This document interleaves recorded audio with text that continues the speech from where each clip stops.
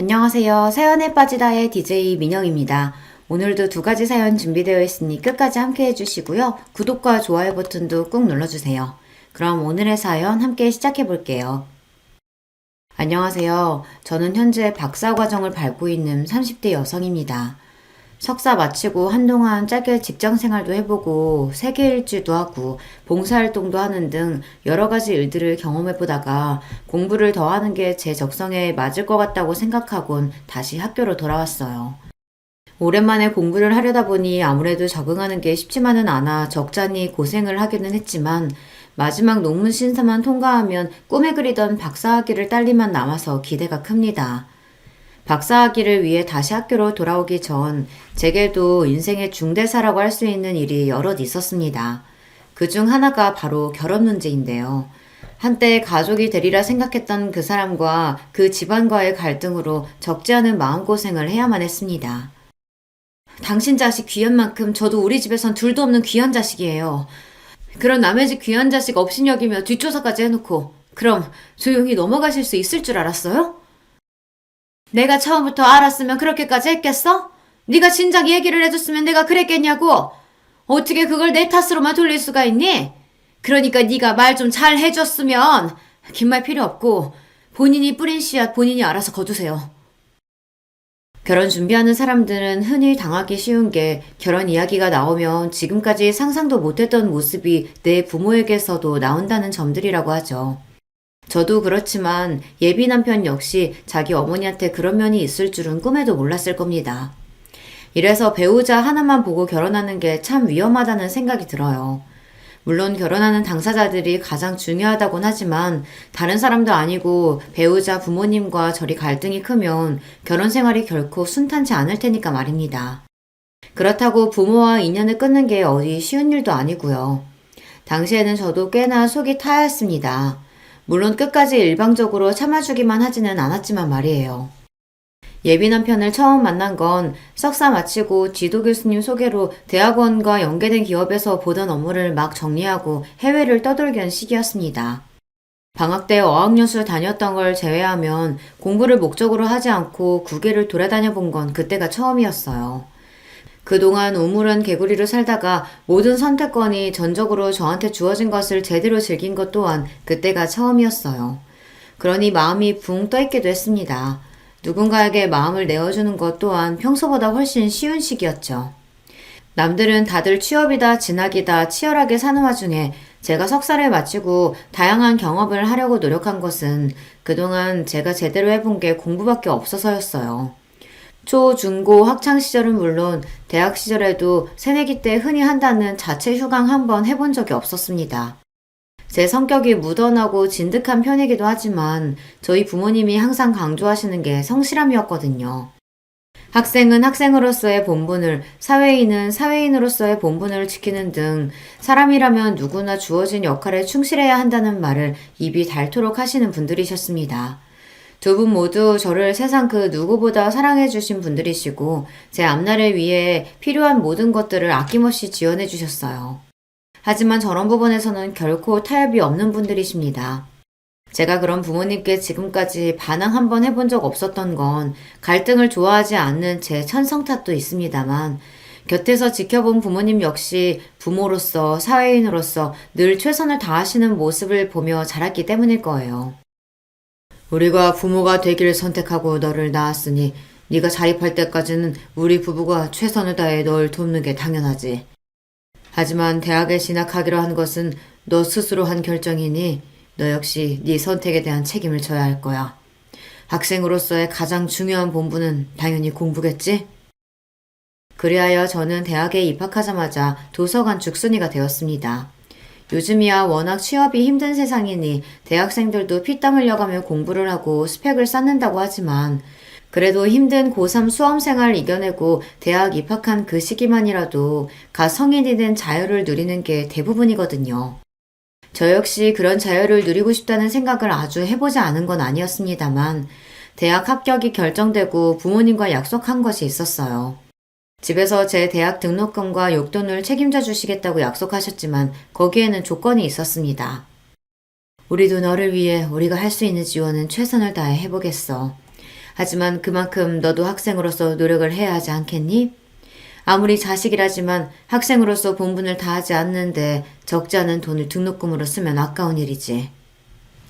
그렇게 부모님이 요구하신 건 매 학기 평균 성적 A를 받아오는 것이었습니다.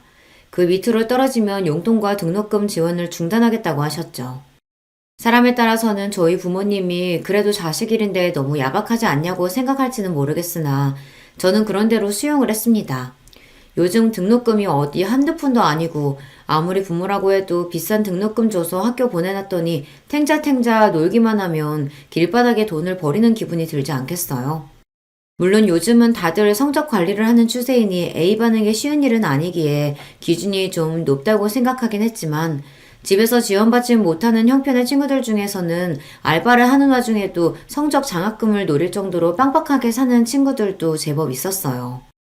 그런 거 생각하면 저희 부모님이 내거신 조건에 토다는 것도 배부른 소리였죠.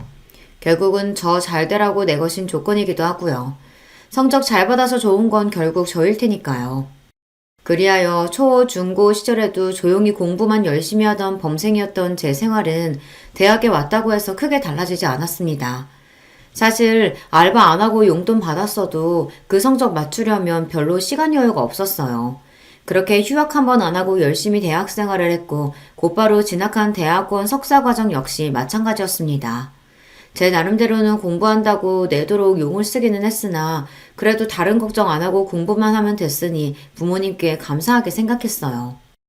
그리고 석사과정이 마무리될 쯤 되자 그제야 제 앞으로의 인생을 어떻게 설계할지 심각하게 고민이 되기 시작했어요.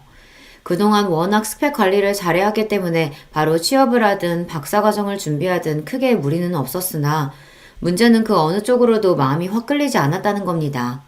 생각해보면 저는 항상 제 앞에 주어진 의무와 역할을 수행하는 데 급급한 나머지 저 스스로에 대해 깊게 고민해보는 시간이 부족했던 것 같습니다. 남들 대학 진학할 때 하는 고민을 머리 다 굵어서 하게 생겼으니 저 나름대로는 걱정도 됐습니다. 돌이켜 생각하면 공부 외에는 아르바이트를 제대로 한번 해보길 했나, 그럴싸한 대외 활동을 해보길 했나, 경험이 부족해도 너무나 부족했습니다. 항상 학점 관리하느라 바빠서 친구들 다 가보는 배낭여행 한번 가본 적이 없었습니다. 그러고 교수님 추천으로 곧바로 업무에 투입되면서 마음의 갈피를 잡지 못했습니다. 방황은 청춘의 특권이라고들 하는데 저는 항상 주어진 것에 최선을 다하며 똑바로 걸어오기만 했으니 그런 생각이 들만도 했지 싶어요. 물론 그게 잘못되었다는 것은 아니고 제 경우에는 경험하지 못하고 지나온 것들에 대한 아쉬움이 진하게 남는다는 것이 문제가 되었다는 얘기예요. 그렇게 프로젝트가 끝난 후 제 인생 최초로 무계획 세계 일주를 떠나게 되었습니다. 석사 과정하면서 교수님께서 많이 배려해 주신 덕에 산하협력으로 공부와 일을 병행하는 경우가 꽤 많았기에 제법 넉넉하게 자금이 모였습니다. 저희 부모님 성격에 아무런 계획도 없이 떠나는 마당에 그 큰 돈을 이유 없이 턱턱 내어주실 분들도 아닐 뿐더러 저도 이제 나름 사회인인데 그런 걸로 집에 손 벌릴 생각은 없었습니다. 부모님 역시 경제적으로 독립한 제가 내린 결정을 존중해 주셨습니다. 사실 갑자기 제가 쉬면서 외국으로 떠돌아다니겠다고 하면 반대부터 하실 줄 알았는데 제 생각보다 저에 대한 부모님의 믿음이 없지는 않았던 것 같아요. 이제 우리 품에 가두고 보호해야 할 마냥 어린애가 아닌데 당연히 네 뜻을 존중해줘야지. 단, 선택에는 항상 책임이 따르는 거 잊지 말고. 그러고 보면 대학 졸업 이후 비록 제가 아직 대학원생으로 학생 신분이긴 했지만 저 나름대로 자립이 가능해지자 그때부터는 완전히 독립된 인격체로 저를 존중해 주시던 부모님이셨습니다. 그때부터는 제가 하는 일에 일절 터치를 안 하시더라고요. 그런 면에서는 참 쿨한 분들이셨어요. 자식 인생을 본인 인생과 동일시하고 휘두르려고 하는 부모도 많다던데 저희 부모님은 부모 자식 간에도 내 인생과 네 인생 구분이 철저하신 분들이셨어요. 그렇게 기대 반 두려움 반으로 그간 경험해보지 못한 미지의 세계로 출발했습니다. 처음에는 가볍게 여행 목적으로 유럽 대륙 쪽을 돌다가 충동적으로 아프리카 대륙에까지 흘러들어가게 되었어요. 이렇게 길게 시간을 빼지 않으면 앞으로 아프리카에 가볼 기회는 없겠다는 생각이 드니 주저하는 게 시간 낭비처럼 느껴지더라고요. 아프리카는 제가 생각했던 것 이상으로 아름다웠고 또 제 기대 이상으로 덥고 힘들고 저를 지치게 하기도 했어요. 아무래도 우리나라에 비교하면 치안 역시 여자 혼자 돌아다니기에는 우려되는 부분이 있어서 마냥 자유롭게 돌아다닐 수만도 없었습니다. 그러던 와중에 접하게 된 게 바로 해외 봉사활동이었어요. 아직 낙후된 지역이 많다 보니 몇 안 되는 도시를 떠나면 도움의 손길을 요하는 사람들이 지천에 널려 있었습니다. 처음에는 잠깐 다른 소도시로 떠나기 전에 손이라도 빌려줄까 싶어 초보 자원봉사자들이 할 만한 자잘한 소일거리를 돕던 것이 어느덧 본격적으로 두 팔 걷어붙이고 자원봉사에 뛰어들게 되었습니다. 그도 그럴 것이 도울 것이 끝도 없이 이어졌습니다. 게다가 특히 도움의 손길이 필요한 어린아이들이 많다 보니 눈에 밟혀서 쉽게 그만두기도 힘들더라고요. 제가 봉사하던 곳에 한국 국적의 봉사자들이 많았던 것도 제 발길을 잡았습니다. 여행지에서 잠깐 스쳐 지나가는 한국인들 외에 오랜만에 같은 나라 사람들을 봤더니 반가운 마음이 많이 들더라고요. 예비 남편을 처음 만난 곳 또한 그곳에서였습니다. 그 사람 직업은 의사였습니다. 자원봉사자들 중에서도 가장 수요가 많은 직군이었죠. 아무래도 병원 시설이나 의료진 수가 턱없이 부족한 경우가 많으니 당연한 일이었습니다. 그러다 보니 자원봉사자들 중에서 가장 일이 많고 고생하시는 분들이 의료진 분들이셨어요. 자연히 봉사하는 와중에 그분들 한 번이라도 더 챙기게 되더라고요. 예비 남편 역시 마찬가지였습니다. 조 선생님, 여기 물 한 컵 다 비우시고 조금만 쉬다가 하세요. 그러다 진짜 탈수와요. 감사합니다, 지희씨. 항상 바쁘신데 저희들까지 챙겨주시고 늘 감사해요. 그렇게 작은 것으로 마음 쓰는 것이 여러 번 오가게 되니 가까워지지 않기가 더 힘들었습니다. 특히나 처음부터 봉사 목적으로 봉사단과 함께 입국한 것이 아니라 현지에 여행 왔다가 자원봉사자로 눌러앉은 저 같은 경우가 흔한 건 아니었으니 제게 호기심을 갖기도 쉬웠을 거예요. 그렇게 종일 정신없이 환자들을 돌보다 저녁에 쉬는 시간에 서로 살아온 이야기를 두런두런 나누다 보니 그 사람과 급속도로 가까워지게 되었습니다. 얘기하다 보니 두 사람 간의 공통점도 꽤 많았고요. 저도 지금껏 꽤나 공부하느라 고생을 해왔지만 아무렴 의대생만 하겠습니까? 그 사람 역시 이런 긴 해외 봉사활동 자체가 처음이었어요. 저 여기 나오다고 했을 때 저희 집에서 걱정이 이만저만이 아니셨어요. 힘들게 공부해서 의사 됐으니 이제 제 갈 길 가겠지 싶었는데 갑자기 의료봉사단으로 아프리카에 가겠다고 선언을 했으니 집안이 발칵 뒤집어졌죠. 그동안 제가 집에서 큰 소리 한 번 내본 적이 없었거든요. 딱히 사춘기를 험하게 겪은 것도 아니라 조용히 넘어가기도 해서 지금 여기 온 게 제 인생에서는 첫 반항이나 마찬가지예요. 이 나이 먹어서 반항이라는 말도 우습긴 하지만 저희 어머니 입장에서는 그러셨겠죠. 저야 저를 돌아보고자 하는 생각에 떠난 여행이니 반항이라고까지 할 건 아니었지만 그 외의 상황을 생각해보면 저와 크게 다르지 않다는 생각이 들었어요. 성격 역시 저처럼 수더분하고 지금껏 살면서 크게 갈등을 겪지 않은 것 또한 참 잘 맞는다고 생각했고요.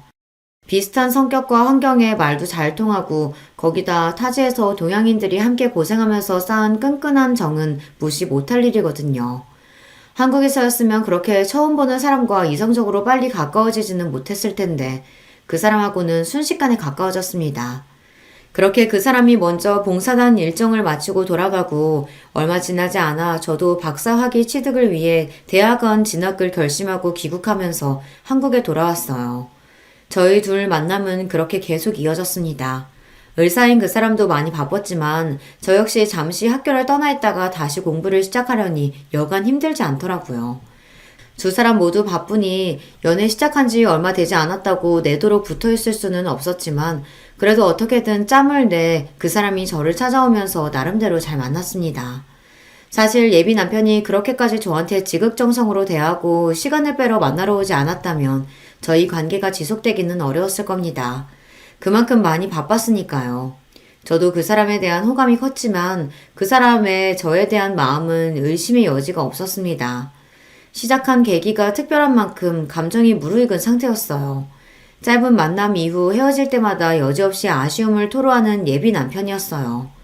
이렇게 겨우 시간 내서 보는 게 아니라 결혼해서 같이 살면 매일 같이 있을 수 있으니까 정말 좋을 텐데. 지희 씨나 저는 아무리 바쁘다고 해도 집에는 돌아올 거 아니에요. 이렇게 은근슬쩍 결혼 이야기를 꺼낼 때만 해도 아쉬운 마음에 꺼낸 이야기겠지 했습니다. 아직 저희가 만난 게 3개월도 채 안 되었으니 결혼 이야기가 너무 이르다고 생각했어요. 한창 좋을 때니 그 정도 연애했을 때 남자들이 흔히 하는 얘기 정도로 치부했죠. 게다가 저는 이제 막 박사과정에 들어간 단계 아닙니까? 저 역시 그 사람이 참 좋긴 했지만 당장 결혼할 생각은 전혀 없었습니다. 그렇기에 그게 예비 남편이 진지하게 결혼을 고려해서 한 발언인 줄은 미처 깨닫지 못했어요. 그래서 간신히 연애 100일을 채운 날 예비 남편으로부터 프로포즈를 받고 제가 얼마나 당황했을지 상상이 가시나요? 요즘에는 결혼날 다 잡고 프로포즈 받는 게 보통이라면서요. 제 입장에서는 서프라이즈도 이런 서프라이즈가 없었습니다. 어찌나 당황했던지 대답을 기대하면서 초롱초롱 빛나는 예비 남편 눈동자를 보며 식은땀이 삐질삐질 흘렀어요. 나는 우찬 씨가 정말로 나랑 결혼할 생각이 있어서 그런 이야기 했다고 미처 생각을 못했어요. 아직 우리 만난 지도 얼마 되지 않았고, 지희 씨 말대로 우리가 만난 기간은 길지 않지만, 그럼에도 많은 걸 함께 겪으면서 그 쌓은 유대감이 결코 가볍지 않다고 생각해요. 처음 만나자고 할 때부터 절대 가볍게 생각하는 마음가짐은 없었고요. 그러니 지금부터라도 진지하게 생각해줬으면 좋겠어요. 솔직히 어떻게 거절을 해야 이 사람 심기를 거스르지 않을 수 있을까? 처음에는 그런 생각밖에 들지 않았습니다. 당장 결혼할 생각이 없기는 했지만 저 역시 예비 남편이 정말 좋았거든요. 이거 지금 거절했다가는 이대로 이 연애가 끝나는 거 아닌가 생각하니까 섣불리 거절 의사를 표하는 것조차 쉽지가 않았어요. 아무리 그래도 사람을 적어도 계절 한 번씩은 다 겪어봐야 하는 거 아니겠어요. 다른 것도 아니고 결혼인데요. 하지만 저 사람 말 맞다나 내 인생에서 저 사람만큼 특별한 사람이 다시 나타날까 생각하니 도무지 그럴 것 같지가 않더라고요. 제가 며칠을 고민에 끙끙 앓자 제 딴에는 티를 안 낸다고 한 건데도 엄마가 곧장 알아차리시더라고요. 역시 엄마는 속이는 건 만만치 않은 일입니다. 결국 제가 답답한 마음에 얼마 전 있었던 일을 털어놓게 되었습니다. 만난 지 얼마나 됐다고 벌써? 저희 엄마도 놀라시더라고요. 보통 이런 게 정상이죠. 뭐 3개월 만나고 결혼해서 잘 사는 분들도 있다는 얘기를 듣기는 했습니다만 제가 그렇게 열정으로 활활 불타오르는 성정의 사람도 아닌지라 솔직히 그렇게 급하게 결혼하는 게 잘 이해는 안 돼요. 예비 남편 역시 저랑 비슷한 사람이라고 생각했기에 더더욱 당황스러웠습니다. 항상 신중하고 생각이 깊은 사람이었는데 결혼 문제에 이렇게 저돌적으로 나올 거라고는 예상치 못했습니다. 그건 짧게 만났다고 꼭 결혼에 대해 경솔하게 생각한다고 할 수는 없지. 그만큼 상대방 입장에서는 너한테 확신을 가지고 있다는 뜻이 될 테니까. 나를 그렇게 생각해주는 건 고맙지만 솔직히 선뜻 대답을 못하겠어. 왜? 너는 그 사람한테 아직 그만한 확신이 들지 않아? 아니, 나도 그 사람이 지금껏 만난 사람하고는 비교도 안 돼.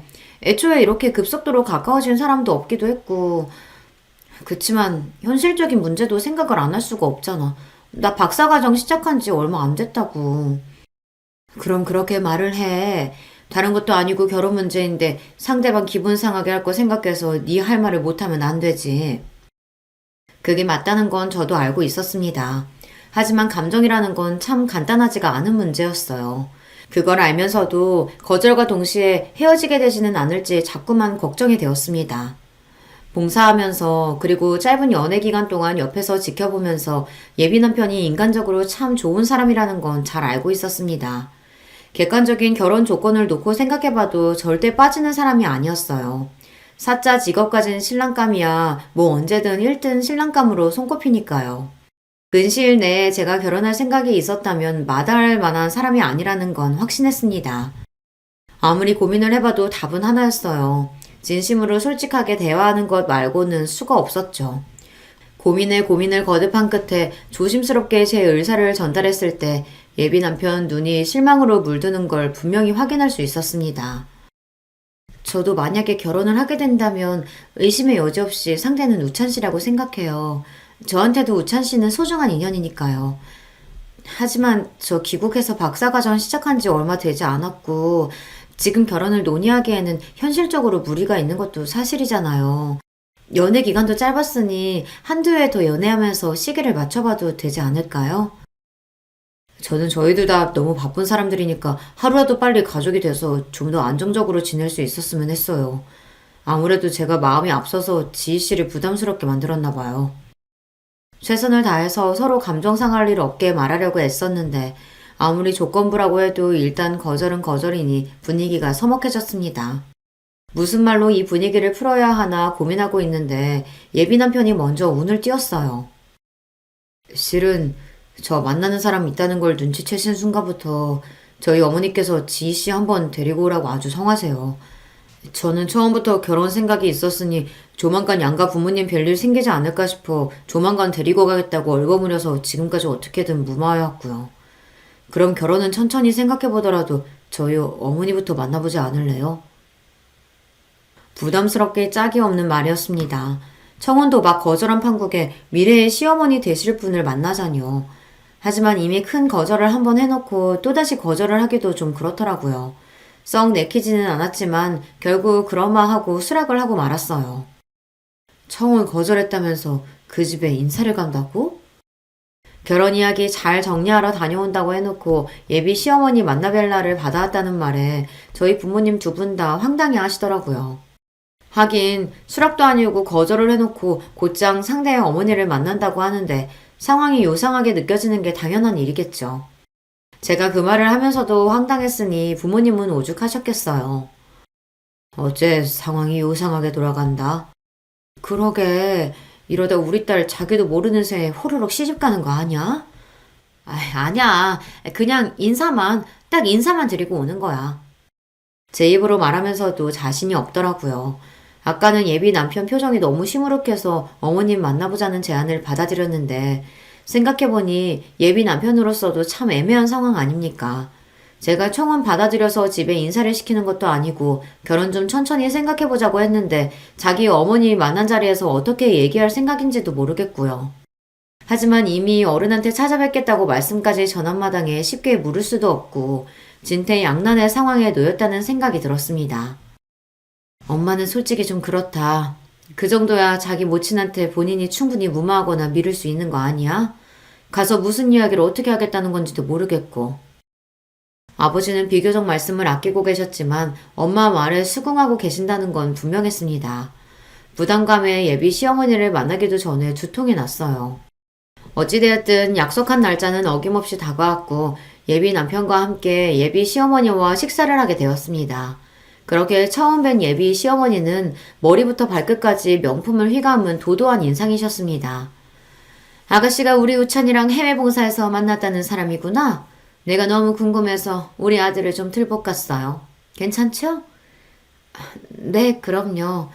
그럼 그 자리에서 아니요, 부담스러웠어요. 그런 소리를 어떻게 하겠어요.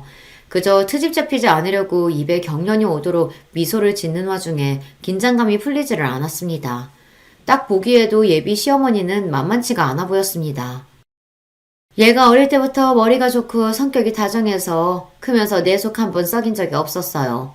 성적이 워낙 잘 나오니 아까운 마음에 의대가라고 했을 때도 군말 없이 따랐고 애가 참 효자거든. 그러니 내가 얘 갑자기 아프리카 가겠다고 했을 때 얼마나 놀랐겠어? 거기가 어디 보통 땅이야?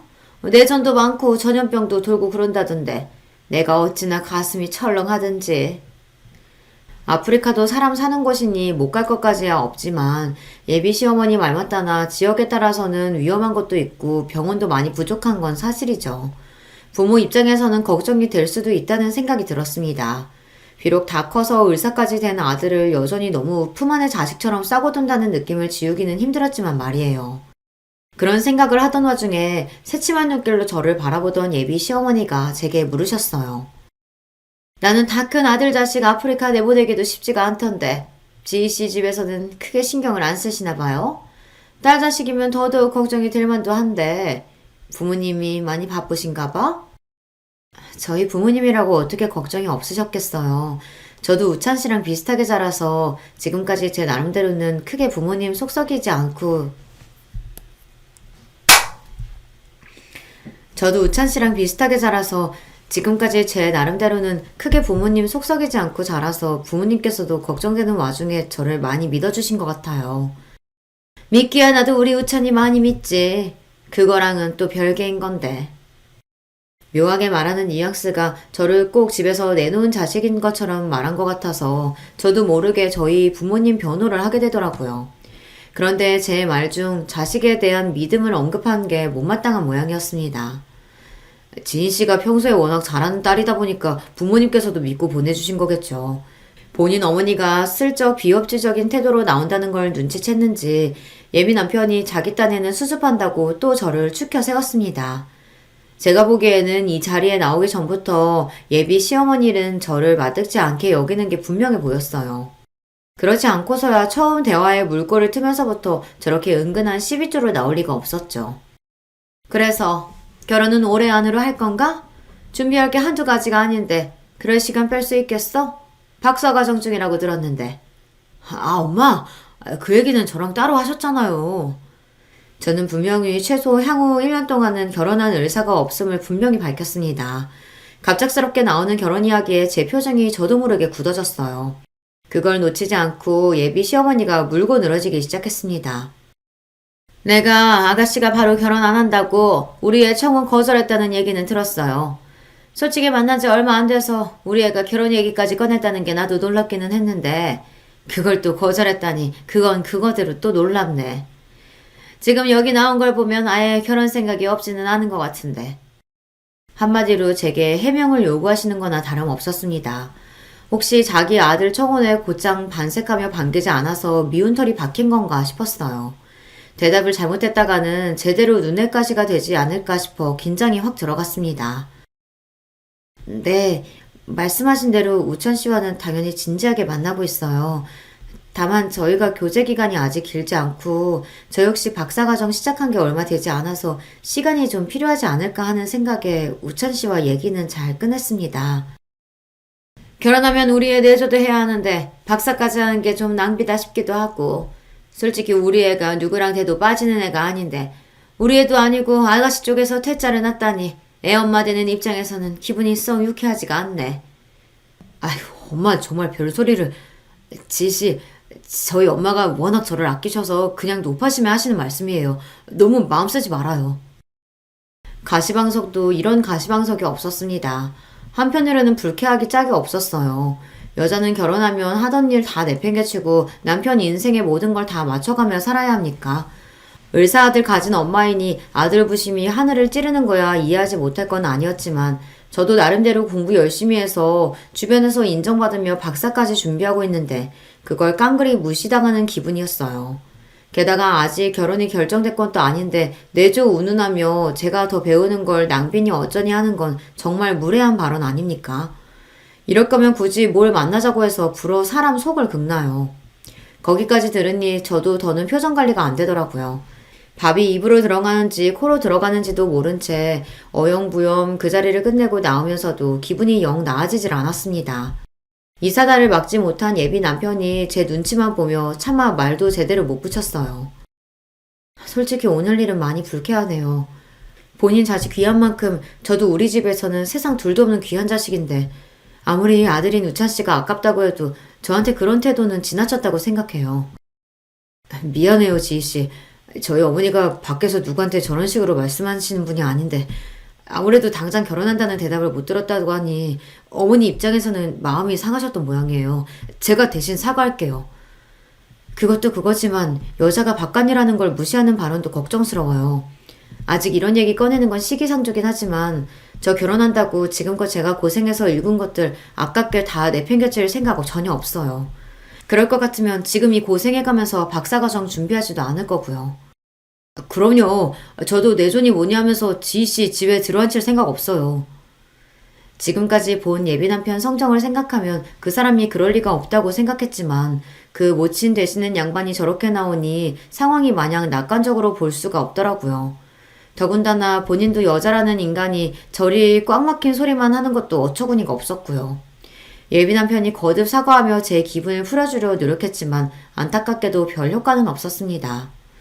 저희 집에서도 그날 이후로 별다른 말씀은 안 하셨으나 예비 남편 어머니한테 인사를 드리고 들어와서 며칠을 기분이 저기압인 딸을 보며 눈치를 못 채시는 게 더 이상한 일이었죠. 가뜩이나 예비 남편이 성급하게 결혼을 해서 저를 곤란하게 한 것부터가 별로 마음에 안 드실 텐데요. 모르긴 몰라도 예비 시어머니와도 얘기가 잘 안 된 것 같으니 저희 집에서도 아직 인사조차 오지 않은 예비 남편에 대한 인상이 좋을 수가 없었습니다. 생각해보니 그것도 좀 그랬습니다. 한쪽 집 부모 인사를 드렸으면 다른 쪽에도 인사를 드리는 게 균형이 맞는 일이잖아요. 막상 그 사람이 저희 집까지 인사 온다고 하면 제가 부담스럽기는 했겠으나 그렇다고 말 한마디 안 꺼내는 것도 좀 그렇잖아요.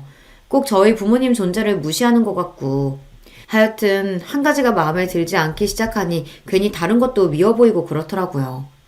그렇게 예비 시어머니를 만나고 며칠이 지나지 않아 그분으로부터 연락이 왔습니다. 내가 지금 그 학교 근처인데 좀 봤으면 싶네. 지금이요? 약속도 없이 저는 강의도 있는데 결국 어쩔 수 없이 강의도 못 들어가고 약속 장소로 나갔습니다. 실내에서 선글라스까지 끼고 팔짱을 끼고는 턱을 빳빳이 쳐들고 있는 시어머니 옆으로 위압적인 덩치의 웬 남자 하나가 정장 차림으로 그 옆에 떡 버티고 서 있었어요. 처음에는 경호원인가 싶었습니다. 거두절미하고 그러니까 당장은 아니더라도 우리 우찬이랑 결혼할 생각은 있다 이거지? 이제는 아예 대놓고 하대였어요. 누가 봐도 사람을 내리 깔아보면서 무시하는 태도에 기분이 확 나빠졌습니다. 하지만 그때까지만 하더라도 예비 남편에 대한 감정이 사라진 건 아니었습니다. 네, 우찬 씨와도 그렇게 얘기했고요. 우리 애야 지금껏 공부만 하느라 순진에 빠져서 여자를 몰라도 너무 몰라. 자기가 얼마나 잘난 놈인 줄도 모르고 자기가 의사인데 못해도 똑같은 의사를 만나던가 아니면 집안이라도 빵빵한 여자를 만나던가 그 빌어먹을 해외 봉산이 나발이니 거기 가서 만난 여자라니 내가 진짜 기가 막혀서 저번에도 참 말을 가릴 줄 모르다고 생각했는데 지금에 비하면 그때 한 말은 될 것도 아니었습니다. 대놓고 제게 저기를 드러내는 태도에 숨이 턱 막혔어요. 제가 의사는 아니더라도 연구원으로서 제 가치가 이런 취급을 받을 일은 절대 아니라고 생각해요. 애초에 결혼도 당신 아들이 밀어붙인 거지 제가 당신 아들과의 결혼에 목맨 것도 아닌데 왜 이런 소리를 들어야 하나 억울한 마음이 들었습니다. 저번부터 말씀이 지나치신 것 같습니다. 정 제가 마음에 들지 않으시면 애초에 만나시지 않으실 수도 있으셨고 아드님 통해서 나는 이 결혼 성사되길 원치 않는다고 하시면 될 일을 굳이 저를 불러내서 이렇게 모진 말씀 하실 거 없잖아요. 우찬 씨 귀한 아드님인 것만큼 저도 저희 집에서는 귀한 딸 자식이에요. 말씀 함부로 하지 말아주세요. 어디 어른이 말씀하시는데 따박따박 말댔고요.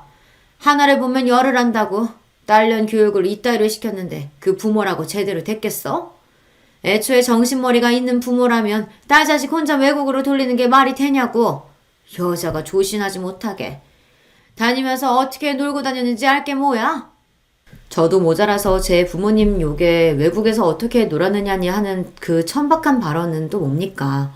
이쯤 되니 그냥 저랑 개싸움하려고 불러낸 건가 진짜 제정신인가 싶었어요. 물에도 정도 것이지 지금 그게 무슨 말씀이세요? 그쪽이 뭐라고 저희 부모님한테 그런 모욕을 주세요. 당장 사과하세요. 사과? 사과는 내가 받아야지. 순전히 내 아들 꼬여낸 것도 모자라 감히 네 주제에 내 아들 청혼을 거절해? 네가 어디 가서 의사 남편 만날 재주가 있다고? 도대체 뭐 하자는 건지 모르겠네요. 제가 우찬 씨랑 결혼하는 것도 싫고 제가 우찬 씨 청혼을 거절하는 것도 싫고 뭐 어쩌자는 거예요? 당연히 내 잘난 아들이 널 차야지. 10살짜리만도 못한 소리를 바락바락 내지르는 꼬락서니를 보고 있자니 기가 막혀서 말문이 막혔습니다. 이런 꼴까지 봤는데 저라도 저런 여자 며느리가 되고 싶겠어요. 자기 어머니가 어떤 사람인 줄 알고 저한테 굳이 인사까지 시킨 예비 남편에게까지 정이 떨어질 지경이었습니다. 정말 기가 막히네요. 아드님 그리 아까우시면 그냥 끼고 사세요. 이게 말버릇하고는 내 아들은 내가 너랑 비교도 안 되는 잘난 여자 찾아서 붙여줄 거야. 이 건방진 거. 내가 너 이대로 곱게 놔둘 것 같아? 김비서, 당장 전현 지금까지 어떻게 살았는지, 부모란 인간들은 뭐하는 인간들인지 하여튼 걸리는 건 다 싹 철저히 조사해봐. 너 어디 하나라도 걸리면 보자. 미쳤어요? 지금 누구 뒷조사를 한다는 거예요? 옆에 장승처럼 서있던 덩치가 저 여자 집안 비서였던 모양입니다. 예비 남편 아버지가 사업을 한다고 들었으니 회사 비서인지 저 여자 개인 비서인지까지는 모르겠으나 그 인력까지 끌어와서는 저를 겁이라도 줄 요량이었겠죠. 아주 입을 열면 열수록 천박함이 줄줄 흘러내렸습니다. 나야말로 나한테 이따 이러고는 당신 가만히 둘 줄 알아? 당신이야말로 각오 단단히 해. 제 말에 콧방귀를 끼는 그 여자에게 쏘아붙이고 그 자리를 박차고 나왔습니다. 세상에 경우가 없어도 저렇게 경우 없는 인간을 본 적이 없었어요. 부하가 머리 끝까지 치밀어 올라 온몸이 부들부들 떨렸습니다. 그 분풀이할 대상은 한 사람뿐이었어요. 지희씨? 당신 어머니 진짜 제정신이에요? 살면서 이런 모욕은 처음이야. 저런 인간인지 알면서도 나한테 소개시킨 거면 우찬씨도 공범인 거고 그걸 몰랐대도 정말 기가 차네요. 나도 그런 사람이랑 가족으로 엮일 생각 추워도 없어요. 결혼이고 뭐고 싹 다 없던 걸로 해요. 그러고는 전화를 확 끊어버렸습니다. 그러고 일주일을 예비 신랑을 만나주지도 전화를 받지도 메시지에 답을 해주지도 않았습니다. 고작 이 정도로는 성에 차지 않았지만 따지고 보면 예비 남편보다는 예비 시어머니에게 한껏 퍼부어줘야 이 분이 풀릴 것 같았습니다. 그렇게 딱 일주일을 채운 후 저는 그 예비 시어머니라는 집에 쳐들어갔습니다. 그 여자가 저를 불러냈을 때 제 비서까지 들러리를 시키며 위압감을 조성했으니 저도 제 지원군과 함께했어요. 바로 제 어머니의 비서였습니다. 야, 너 여기가 어디라고 쳐들어와? 여전히 기세가 등등해서는 눈을 부라리며 제게 위협적으로 소리치는 그 여자였습니다. 하지만 저에게는 그저 우스울 따름이었죠. 제 딴에는 화가 나서 길길이 날뛰느라 제 옆에 있는 사람은 보지도 못하는 것 같았습니다. 왜? 내가 어디 못 올 때 왔어요? 더럽게 잘난 척 하더니 집이라고는 쥐똥만하게 별로 볼 것도 없네. 뭐야? 이판사판인데 저라고 말 곱게 할 이유는 더 없죠. 지가 날뛰어봤자 제 손바닥 아니었습니다. 당장이라도 저를 후려치기라도 할 기세로 들려드는 그 여자를 어머니 비서가 막아섰습니다. 저희 어머니 비서분도 저 여자 비서 못지않게 강골이시거든요. 단박에 양손이 결박되고 고무나무에 매달린 매미꼴이 된 여자가 버둥거리기 시작했습니다. 야, 너 이거 안 나? 감히 내가 누군 줄 알고? 김비서, 이것들 안 내보내고 대체 뭐 하는 거야, 김비서! 제 힘으로 안 되니 제 비서만 목이 터져라 찾고 있었습니다. 그때였습니다. 서류 봉투를 든 그 여자 비서가 사색이 되어 사장실 안으로 뛰어들어온 건 말이죠. 지금껏 어디서 뭐 하다가 이제야 나타나! 당장 이것들부터 끌어내지 못해? 사모님, 제발 말씀 좀. 이러시면 저희가 정말 곤란해집니다. 뭔 소리를 하는 거야? 저것들 치우라니까! 사모님, 저분 건드리면 진짜 저희 다 죽습니다. 제발 고정하세요. 도대체 지금 무슨 소리 하는 거야? 그 여자 비서가 사시나무처럼 벌벌 떨며 저희 쪽을 제대로 올려다보지도 못하고 있었어요. 눈치를 보니 제가 누구인지 그리고 저와 함께 온 남자가 누구인지 진작 알아본 것 같았습니다. 그때 제 옆에 서 있던 어머니 비서가 앞으로 나섰습니다. 넌 또 뭐야? 정신머리가 없어도 보통 없는 게 아닌 모양이네. 그래도 정 비서님은 알아볼 줄 알았더니만. 한심하다는 듯 혀를 끌끌 차는 제 말에 그제야 그 여자가 어머니 비서 얼굴을 유심히 바라보기 시작했습니다. 그러더니 드디어 알아챈 건지 낯빛이 시퍼렇게 질리기 시작했어요. 아니, 이 사람이 지금 왜 여기 있어? 아니, 어떻게 저거라? 이제야 알아보시겠어요? 우리 정 비서님? 그 여자에게 결코 낯선 얼굴이 아니었을 겁니다. 당연하죠. 저희 어머님 회사에 거래를 넣으면서 그 작은 회사 사장까지 상대할 급이 아닌 저희 어머니 대신 어머니 직속 비서인 정 비서님과 주로 업무를 봤을 테니까요. 말하자면 저희 어머니 회사가 저 여자 남편 회사의 갑이다 이 말입니다. 보통 회사 대표는 남자들이 많고 그러면 자식도 성이 같을 테니 연상하기 더 쉬울 테지만 저희 엄마랑 제 성은 다르니까요. 제가 엄마 회사 행사에 참여한 적도 거의 없었으니 더더욱 연결시키기가 어려웠을 겁니다. 앞서 말했듯 저희 부모님 모두 이런 쪽으로는 냉정할 정도로 쿨한 분이셔서 본인 인생은 본인 인생이고 자식 인생은 자식 인생인 분들이시니까요. 굳이 회사 물려받을 생각도 없는 딸내미 억지로 회사 행사에 동원시키는 일도 없으셨거든요.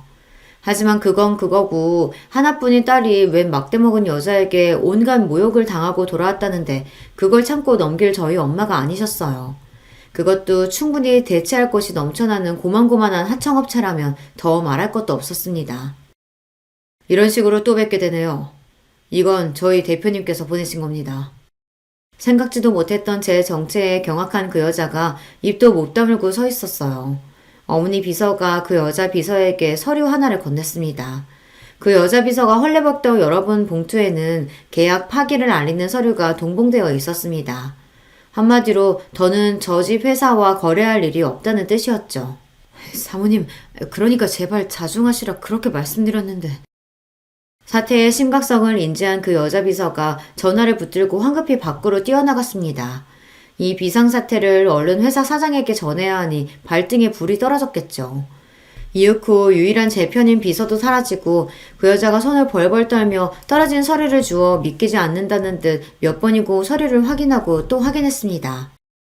100번은 읽어봐야 내용은 똑같을 텐데 뭘 미련을 떨고 있어요. 내 뒷좌서 한다고 아주 길길이 놔뛰길래 난 진작 알아내고 나한테 내 발로 기어올 줄 알았더니 회사가 코딱지만 해서 그런가 정보력도 참 형편없네.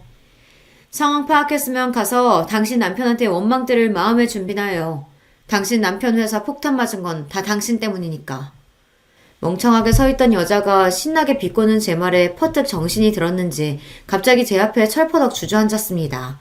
그대로 양손으로 제 다리를 붙들려고 드는 걸 곧바로 어머니 비서가 제지했습니다. 아이고, 우리 남편 회사는 안 돼. 그게 어떤 회사인데. 우리 집 밥줄인데 그걸 이렇게 끊는 법이 어딨어. 뭐 대단한 인간이라도 된 것처럼 나의 집 귀한 자식 짓밟는 건 되고 내가 당한 만큼 갚아주는 건 왜 안 돼? 덩치까지 끌고 나와서 약하고 만만해 보이는 여자 위협하는 비열한 짓거리 했으면 당신도 되돌려 받아야지. 안 그래? 제 천박한 짓거리가 눈덩이처럼 불어나 초래한 작금의 사태에 돌아버릴 지경인지 부끄러운 줄도 모르고 바닥에 붙은 그 여자가 펑펑 울기 시작했습니다.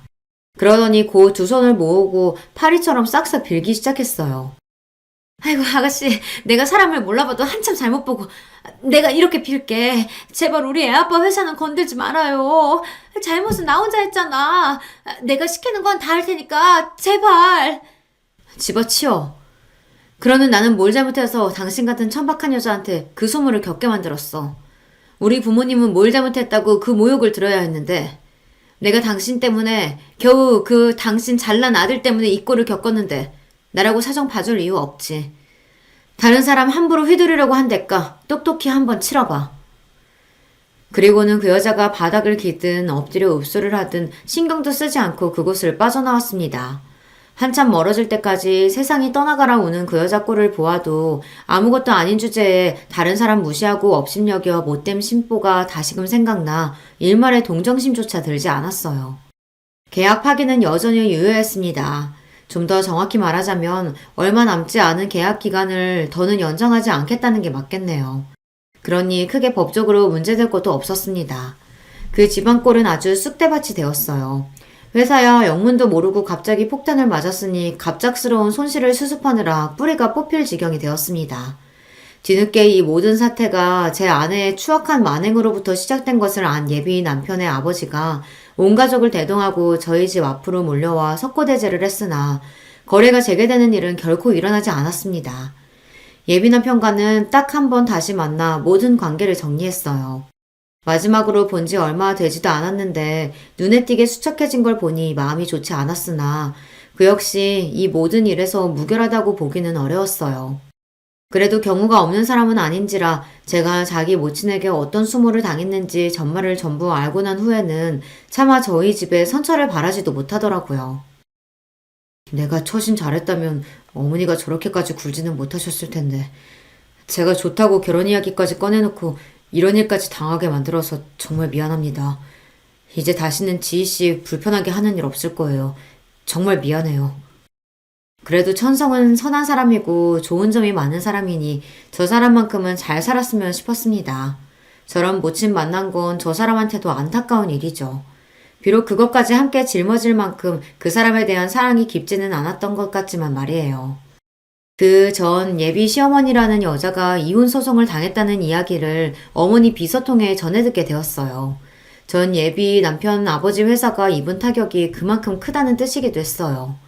보통 애정이 아니고서야 그걸 넘기고 같이 살긴 힘들었을 겁니다. 예전에 전 예비 남편으로부터 친정 형편이 하도 안 좋아서 지금 사모님 소리 듣고 사는 걸 자랑으로 여기고 산다는 자기 어머니 이야기를 들은 적이 있습니다. 이제 사모님 소리는 듣기 글렀으니 하나 남은 유일한 자부심인 의사 아들한테 더 집착하려나. 모를 일이죠. 비록 그 의사 아들도 더는 살가운 효자 아들이 아닐 것 같기는 하지만요. 그렇게 크게 마음에도 없던 결혼 문제로 한참 속을 들쑤시다 비로소 정리가 되었습니다. 얼마간 속이 시끄럽긴 했으나 박사 논문 준비하는 일이 보통 힘든 게 아니라 저절로 생각이 싹 비워지더라고요. 역시 저는 공부가 체질인 모양입니다. 제가 진정으로 결혼 생각이 들 때가 아니라면 상대방이 밀어붙인다고 끌려갈 일이 아니라는 걸 이보다 더 확실하게 학습할 수는 없었겠죠. 자기 인생의 중심은 자기 스스로여야 한다는 당연한 사실을 다시금 마음에 새기며 살고 있습니다.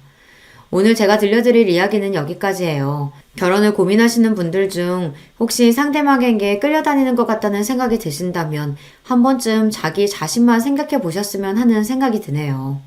아무쪼록 다들 최선의 선택을 하셔서 행복한 결혼 생활 하시길 바랄게요. 이야기 들어주셔서 감사합니다. 반갑습니다. 서울에 사는 30대 중반, 아니 이제 다시 초반이 된 여성입니다. 원래 나이를 먹을수록 눈물이 없어진다고 하잖아요. 그런데 그거와는 별개로 감수성과 포옹력은 더 짙어지는 것 같아요. 요즘에 툭하면 서글프고 별일도 아닌데 마음 아파하고 내일도 아닌 일에 쉽게 이입하고 저는 요즘 특히나 다른 사람들의 이야기에 감정적으로 크게 공감하곤 해요. 세상은 넓고 사연은 다양하니 이렇게 방구석에 누워있어도 갖가지 삶을 들여다볼 수 있잖아요. 듣기만 해도 참 화나고 어이없거나 가슴 아픈 일들이 많더라고요.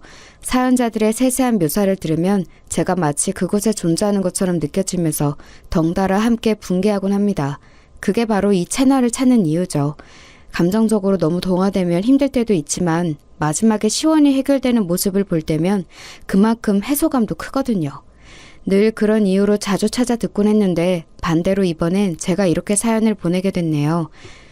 다른 누군가 날 이해해줄 사람이 있을까 싶어서 꽁꽁 감춰둔 이야기지만 저처럼 정서를 깊게 공유해줄 수 있는 분이 계시길 바라며 이렇게 시작해봅니다. 이 이야기의 시작은 저의 결혼부터였어요. 시월드라는 말 들어보셨나요? 시집살이를 요즘 말로 바꾼 건데 제가 이 시월드를 잘못 만나면서 모든 게 꼬여버렸거든요. 그 잘못된 만남의 주인공은 다른 누구도 아닌 바로 저희 손윗동서들이었습니다. 아주 지독한 두 명의 동서죠. 본격적인 이야기에 앞서 제 과거에 대한 것부터 거슬러 올라가야겠네요. 저는 타고난 운이 좋아서 부유한 집안에서 태어났습니다. 부모님에게 참 감사한 일이죠. 아빠는 자수성가에서 중소기업 사장으로 계셨고 엄마는 피아노 학원 원장으로 일하셨고 저는 금지옥엽 자란 외동딸이었습니다. 부족함 없이 크면서 갖고 싶은 건 갖고 하고 싶은 걸 하면서 자랐어요. 어렸을 땐 그게 당연한 건 줄 알았고 모든 사람이 그렇게 사는 줄 알았어요. 하지만 커가면서 다른 사람과의 환경 차이를 느끼고 선택의 폭을 실감하면서 제가 누리는 것들이 당연한 게 아니라 감사한 일이란 걸 알게 됐죠. 그렇게 나이가 들고 조금씩 철이 들 무렵 영원할 것 같던 행복에 금이 가기 시작했습니다. 엄마가 크게 아프기 시작했거든요. 암이었습니다. 제가 유치원 때 엄마가 암에 처음 걸리셨는데 그때 완치되던 암이 다시 재발된 거였어요. 처음엔 초기였던 암이 이제는 말기에 가까워져 엄마의 생명을 서서히 갉아먹어 갔습니다. 아빠와 엄마는 금술이 좋은 편이셨던지라 엄마가 아프고 나면서부터 아빠까지 몸이 점점 안 좋아지셨어요. 전 대학을 휴학하고서 입원한 엄마 옆을 매일 지켰는데 아빠는 일 때문에 병원을 자주 올 수 없는 상황이었거든요. 아빠는 그게 많이 힘드셨던 것 같아요. 솔직히라도 더 곁에 있고 싶은데 그럴 수 없으니까 퇴근 후 바로 병원으로 오고 새벽까지 있다가 집에 들려 다시 회사로 출근하고 이 패턴으로 8개월 넘게 보내셨죠. 그러면서 아빠는 살이 15kg 이상 빠졌고 머리도 어느새 흰머리로 가득 찰 정도였어요. 항상 말끔해 보이던 아빠가 이제는 마치 일상을 포기한 사람처럼 보이더라고요. 물론 엄마의 모습에는 비할 수 없었습니다. 항암 치료를 시작하면서 엄마는 눈에 띄게 양상해지고 파리해져 갔거든요. 정말 말 그대로 목숨이 깎여가는 걸 육안으로 확인하는 기분이었습니다. 엄마가 걱정할까봐 눈물이 날 때면 화장실로 도망쳐서 엉엉 울고 다시 병실로 돌아왔어요. 그렇게 분주히 왔다 갔다 하는데도 눈물이 마를 새가 없었습니다. 엄마는 살기 위해 안간힘 써서 버티는데 사실 아빠랑 저는 알고 있던 것 같아요. 엄마에게 죽음이 가까워지고 있다는 걸. 우리에게 남은 시간이 별로 없다는 걸요. 나중에 후회하고 싶지 않아서 엄마에게 사랑한다는 표현도 더 많이 더 자주 하게 되었고 사진과 영상도 함께 많이 찍고 나름대로 준비를 많이 했어요. 평소에 좀 많이 해둘 걸 싶기도 했죠. 엄마가 건강할 때 찍은 사진보다 아플 때 찍은 사진이 더 많은 것 같아서 그게 좀 마음 아프더라고요. 그렇게 하루 이틀, 한 달, 두 달이 흐르고 엄마는 결국 돌아가셨습니다. 엄마가 남긴 유언을 저는 평생의 좌우명으로 삼게 됐어요. 살아가며 마주한 이들에게 손을 내밀어주고 그들이 내밀어준 손을 잡으며 나아가라는 말이었죠. 언제나 남들에게 묵묵히 베풀며 살아가던 엄마다운 마지막 유언이었죠. 평소 엄마는 남에게 베풀면 그보다 더 큰 복을 돌려받을 거라는 신념을 갖고 사셨거든요. 제가 꼭 그렇게 하겠다고 하자 엄마는 죽음 앞에서도 천사 같은 미소를 보이며 사랑한다는 말을 간신히 내뱉고선 조용히 눈을 감으셨습니다. 아빠는 엄마의 죽음 후 더 이상 그 집에서 살기 싫어하셨어요. 저 때문에 어쩔 수 없이 집에 들어오셨지만 엄마와 함께 쓰던 안방에는 가지 않고 서재에 들어가서 주무셨죠. 엄마가 떠나고 3개월간은 울지도 않고 슬픈 내색도 하지 않으셨는데 어느 날 엄마가 쓰던 앞치마를 발견하고선 식탁 앞에서 펑펑 눈물을 쏟아내셨어요. 그 모습을 본 저도 통곡할 수밖에 없었죠. 그때 처음으로 아빠한테 이사 가자고 이곳을 떠나자고 말했던 것 같아요. 사실 그 집은 엄마에 대한 추억과 그리움으로 똘똘 뭉쳐 있어서 떠나면 안 될 것 같은 책임감을 갖고 있었거든요. 그런데 그 책임감 때문에 아빠와 제 감정에 발이 묶여있는 느낌이었어요. 대놓고 슬퍼하기도 어렵고 그렇다고 외면하기도 힘든. 그런데 아빠가 우는 모습을 보니 이젠 한계인 것 같아서 그런 생각을 떨쳐내고 떠나자 한 거였습니다. 거절할 줄 알았던 아빠는 뜻밖에도 알겠다고 답하셨어요. 아마 아빠도 똑같이 한계였던 것 같아요. 어디로 갈지 내내 생각해 보았는데 아빠는 제게 조심스럽게 귀농을 하고 싶다고 하셨습니다. 텃밭을 키우고 반려동물과 지내며 검소하고 조용히 살고 싶다고 하셨죠. 원래 할아버지도 농사를 짓다가 서울에서 공장 일을 시작하셨고 아빠가 그 뒤로 일을 물려받아서 지금의 자리까지 오르셨던 거거든요. 아빠에게 시골은 그렇게 먼 곳이 아니었던 거죠. 아빠는 결국 회사를 다른 이에게 넘기셨고 모든 걸 훌훌 털어버리고서 시골로 내려가셨습니다. 그 마을은 할아버지의 고향이었고 인구가 30가구도 안 되는 작은 동네였어요. 집은 방 2개가 있는 생각보다 큰 집이었는데 아무래도 깨끗하고 세련된 곳과는 거리가 먼 정감 있는 분위기였습니다. 그렇지만 둘이 살기엔 적당한 곳이었으니 더 바랄 게 없었죠. 게다가 집 앞엔 커다란 마당도 있으니 채소도 심을 수 있고 아침마다 짧은 산책하기도 좋아서 여러모로 만족스럽더라고요. 아빠는 서울 생활을 정리한 돈만으로도 평생은 먹고 살 수 있다며 더는 아등바등 살기보다 여유를 갖고 천천히 세상을 둘러보며 살고 싶다고 하셨는데 그 생각과 딱 맞는 환경이었어요. 저도 대학 근처에 월세방을 얻고서 학교를 초고속으로 졸업한 뒤 아빠를 따라 시골로 내려갔어요. 당장은 취업보다 아빠 곁에서 시간을 보내는 게 좋을 것 같다고 생각했거든요. 그때를 시작으로 아빠와 한적한 시골 동네에서 지내게 되었고 그게 어느덧 3년이나 되었죠. 그 몇 년의 시간이 제겐 가장 뜻깊은 시기였어요. 많은 고민과 생각을 하며 삶의 의미에 대해서 다시 돌아보는 재고의 시간이었거든요. 제 인생의 터닝포인트나 마찬가지였습니다. 뚜렷하게 무언가를 이룬 건 아니지만 살아가는데 자양분이 될 수 있는 경험을 많이 했죠. 3년간 책을 300권 넘게 읽었고 명상과 요가, 등산과 밭일을 하면서 건강을 돌보았죠. 매일 길고 짧은 일기를 썼고 각종 시나리오와 시, 소설도 몇십 편 썼어요. 여름에는 근처 계곡을 가거나 아빠의 밭일을 돕고 겨울에는 종일 마당과 걸어 올라오는 하나뿐인 길에 눈을 치우고 방 안에서 이불을 꽁꽁 덮은 채 책을 읽거나 그림을 그리곤 했죠. 지루할 것만 같았던 시골에서의 삶은 오히려 저를 천천히 돌아보는 계기가 되었고 아빠와도 많은 대화를 하며 부녀 사이 오해와 마음의 짐을 없애고 진정한 가족이 될 수 있었어요. 아빠는 엄마가 떠난 슬픔을 많이 이겨내신 듯했고 전보다 훨씬 밝아지셨고요. 동네 주민들과 어울려 여행도 가실 정도였죠. 그게 전부 다 제 덕분이라던 아빠의 말이 아직도 기억에 남아요. 그렇지만 처음 아빠 곁에서 지내게 될 때부터 아빠는 몇 번이나 제게 마을을 떠날 것을 권유하셨습니다. 제가 무슨 일을 하든 뒷받침해줄 여력은 충분하니 이제 당신의 곁을 떠나 취업도 하고 원하는 일을 하라고요. 그렇지만 당시에 저는 아직 엄마에 대한 생각을 떨치고 홀로 설 준비가 되지 않았어요. 게다가 제가 좋아하는 일, 하고 싶은 일이 뭔지 모르겠더라고요. 원래는 아빠 회사에 들어가고 싶어서 경영학과를 전공했거든요. 그런데 정신없이 흘러가는 삶과 멀어지다 보니 제가 진정으로 원했던 일이 그게 아니었다는 걸 알게 됐어요. 그냥 의뢰 그러하듯이 아빠의 일을 이어받는 게 당연하다고 생각해 갖게 된 꿈이었다는 걸 깨달은 거죠. 그래서 다시 저를 돌아보며 어떤 일을 해야 할지 고민해 보았는데 문득 제가 어릴 적 작가를 꿈꿨다는 게 다시금 생각나더라고요. 글 쓰는 걸 좋아해서 카페 사이트를 만들어서 업로드하고 친구들에게 보여주고 그랬었거든요. 친구들이 좋아하는 반응을 볼 때마다 뿌듯해하면서 나중에 꼭 성공한 드라마 작가가 되겠다고 마음먹었는데 어느새 희미해진 그 꿈이 시골에서의 삶을 기점으로 다시 점점 커지더라고요. 소설 작가가 돼서 내 삶을 어루만지고 위로해줄 수 있는 글, 그 감동이 전해져 누군가의 하루에도 변화를 줄 수 있는 글을 쓰고 싶다는 생각이 들었습니다. 그때가 아빠와 귀농을 한 지 1년차 되던 해의 결심이었죠. 저는 본격적으로 글을 쓰기 시작해 여러 공모에 도전하는 등 부단한 노력을 하기 시작했어요. 이룰 수 없을 정도의 헛된 꿈은 아니었던지 몇 년 후엔 공모도 당선되고 출판사로부터 연락을 받는 등 재능을 인정받을 수 있는 기회가 생겼습니다.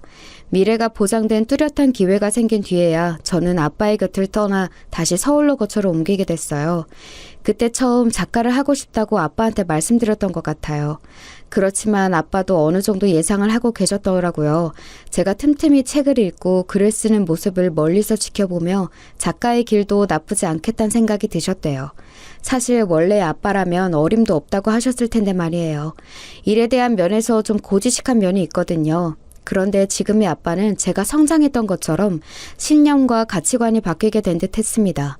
진정으로 제가 원하는 일이라면 그 무엇이든 상관없다는 말에 저도 더욱더 제 꿈에 확신을 갖고 나아갈 수 있었어요. 그 뒤로 저는 지금까지 글 쓰는 일을 하면서 하고 싶은 이야기를 마음껏 쓰고 말하고 전하고 있습니다. 글을 쓰면서 가장 좋은 건 제 마음을 더 들여다볼 수 있게 됐다는 거예요. 엄마에 대한 그리움을 단순히 담아두기만 하는 게 아니라 글로 표출함으로써 조금씩 마음의 여백을 채워나갈 수 있게 됐거든요. 제가 이렇게 변화한 모습을 보며 아빠도 참 많이 좋아하셨죠. 어느새 제가 20대 후반이 됐을 즈음 오랜만에 시골집으로 내려가 아빠와 식사를 하던 때였어요. 오랜만에 아빠가 좋아하는 감자국을 만들고 있는데 저에게 이렇게 말씀하시더군요. 소영아, 너도 이제 30이 가까워졌고 일도 그만큼 안정됐으면 이제 평생 함께할 사람을 찾아보는 건 어떠니? 마음 맞는 사람을 찾는다고 곧바로 찾아지는 것도 아니다만 지금의 넌 그쪽으로는 마음을 아예 열지 않는 것 같아서 너무 닫아놓거나 막아두지 말라는 이야기야. 누군가 너에게 다가갈 수 있도록 요즘 같은 세상에 결혼이 꼭 필요하겠냐마는 네 곁에서 함께 달려주고 땀을 닦아주고 응원해줄 수 있는 사람은 꼭 필요해. 아빠도 네 엄마가 있어서 가능했던 일들이 많거든. 소영이 너도 그런 반려자를 만났으면 좋겠다. 아빠가 처음으로 꺼낸 이야기에 당황했지만 이내 알겠다고 답했습니다. 아빠가 어떤 마음으로 그런 이야기를 하셨을지는 대충 알고 있었어요.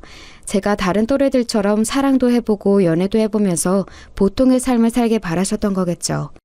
아빠는 엄마를 만난 게 세상에서 가장 잘한 일이라고 했으니 삶 속에서 사랑이란 가치가 중요하다는 걸 저도 알았으면 좋겠다는 뜻으로요.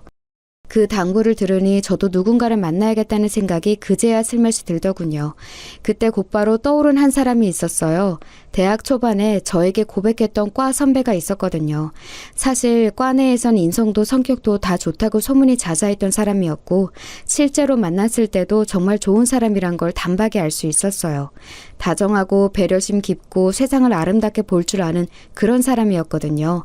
다들 그 선배가 연애하며 정말 잘해줄 것 같다고 임모와 칭찬했는데 뜻밖에도 학기가 끝날 무렵 친한 후배 사이 정도였던 저에게 고백을 해온 겁니다.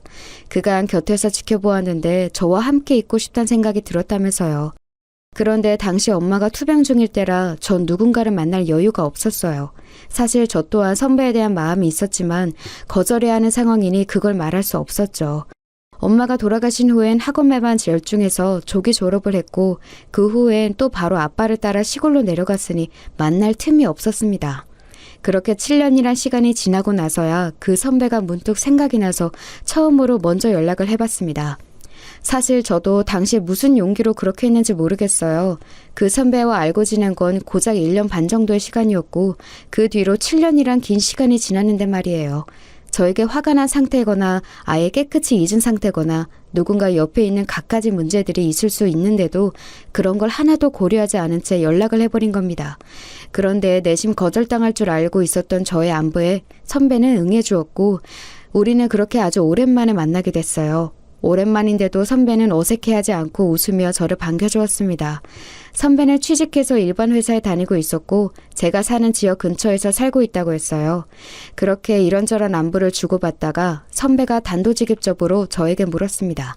연락을 해온 이유가 뭐냐고요. 사실 애들러 말할까 하다가 그냥 솔직히 말했습니다. 저에게 어려운 상황이 있었고 이제 여유가 생기고 나서 가장 먼저 생각난 사람이 선배였다고요. 그러자 돌고 돌아왔지만 이제라도 연락줘서 고맙다며 고작 1년 조금 넘게 안 사람인데도 그간 많이 생각났다고 하더군요. 참 신기했어요. 나만을 기다린 게 아니라 하더라도 그 긴 시간 동안 저를 잊지 않았고 마침 선배에게 애인이 없었고 우리 둘이 이렇게 만나게 된 게 전부 다 신기할 따름이더라고요. 그래서 하늘에 있는 엄마가 저에게 좋은 사람을 보내준 거라고 생각하기로 했습니다. 아빠의 걱정을 덜어주고 제 마음을 채워줄 수 있는 사람을요. 그렇게 우리는 기적처럼 다시 만나 연애를 시작하였고 이내 결혼까지 골인하게 됐습니다. 이제는 남편이 된 그 사람과 종종 그날을 다시 떠올려요. 남편은 저에게 처음 거절당했을 때 살면서 가장 큰 시련으로 느껴졌고 꽤 오랫동안 힘들어했다고 하더라고요. 아무래도 20대 초반이었으니 시기적으로 더 힘든 것도 있었지만 그래도 저에 대한 마음이 생각보다 깊었었나 봐요. 그래도 이렇게 다시 만난 걸 보니 무의미한 시간은 아니었네요. 어쨌든 결혼까지는 굉장히 순탄한 흐름이었습니다. 시부모님도 굉장히 친절하시고 저희의 선택을 존중해 터치를 적게 하는 편이셨어요. 아빠도 남편이 될 사람을 마음에 들어 하셨고요. 다만 남편이 형제가 좀 많거든요. 무려 4형제예요. 요즘 같은 때에 이렇게 형제가 많은 사람은 보기 힘들다고 생각했는데 말이죠.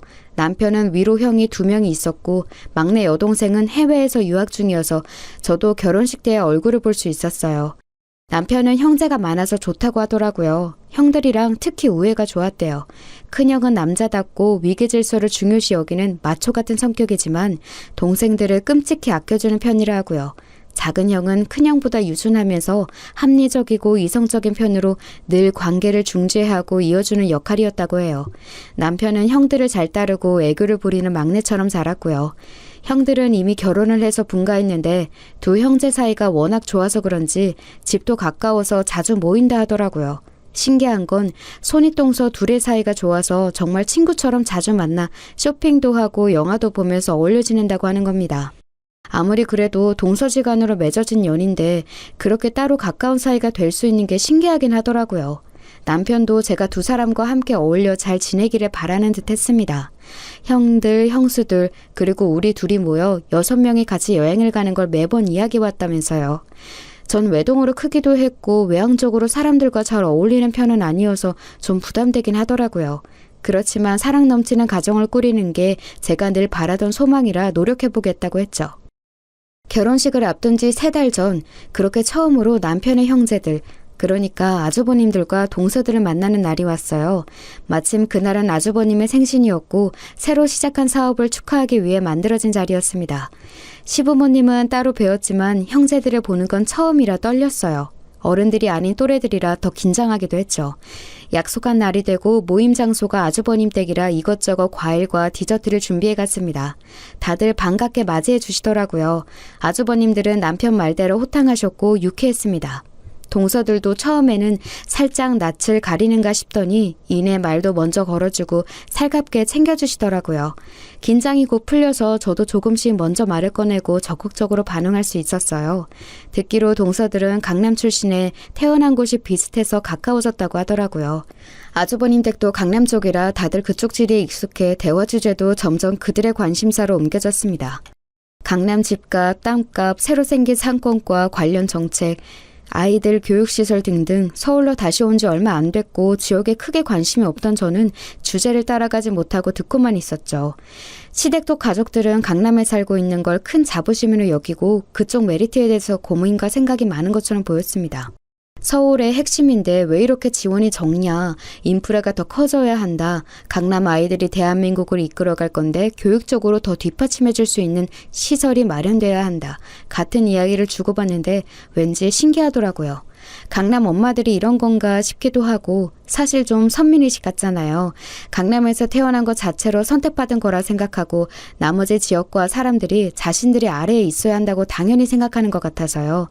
굳이 따지고 보면 동서들이 강남에 태어난 것 말고는 그다지 우리와 뭐가 다른지 모르겠거든요. 큰 동서는 명문고까지는 나왔지만 대학을 잘못 가서 편입 준비하다 결국 졸업을 못했다고 하더군요. 그 후부터는 회사를 자주 이직하면서 지금은 또 한 번 퇴사한 후 쉬고 있는 기간이라고 했고요. 다니는 회사마다 자기 그릇을 담아낼 수 있는 곳이 아니어서 그만두는 거라 하더군요. 둘째 동서는 명문고 명문대를 나와 그 자부심으로 살아가다가 정작 하고 싶은 일이 마땅히 없어서 지금은 아이들 가르치는 개인 과외로 모든 수입을 벌고 있다고 했어요. 여기까지 다 본인들 입으로 말한 거예요. 자신을 담을 그릇이 못 돼서 너무 작은 일이어서 더 큰 일을 해야 할 사람이어서 라는 이유로 밥 먹듯이 퇴사를 하는 사람과 지금까지 취업을 하지 못한 사람이 모여 매일 부조리한 사회를 꼬집고 나라를 비판하니 사실 좀 아이러니하게 느껴지더군요. 무엇보다 사회에서 배려받아야 할 약자들은 도태되게 두고 앞서 나가는 이들을 위한 복지 시스템이 있어야 나라가 잘 살고 선진국으로 도약할 수 있다는 별의별 헛소리를 다 하더라고요.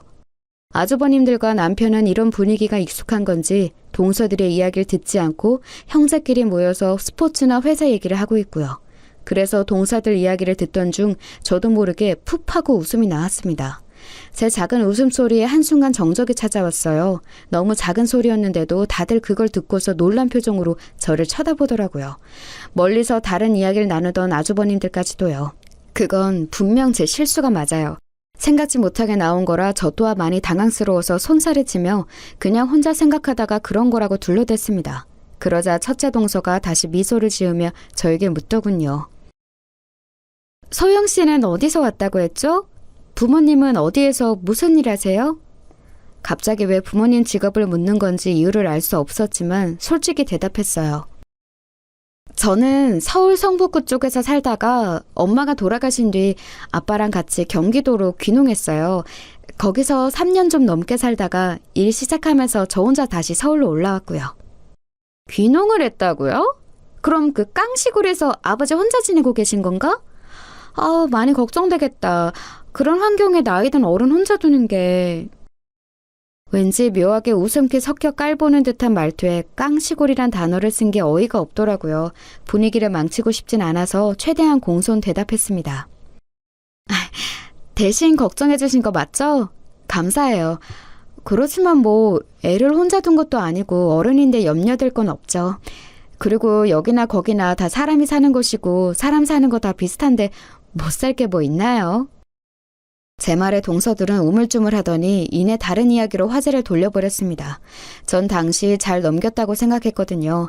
비록 작은 실수를 했지만 그쪽에서도 무례하게 나왔으니 서로 잘 참고 좋게 넘어간 거라고요.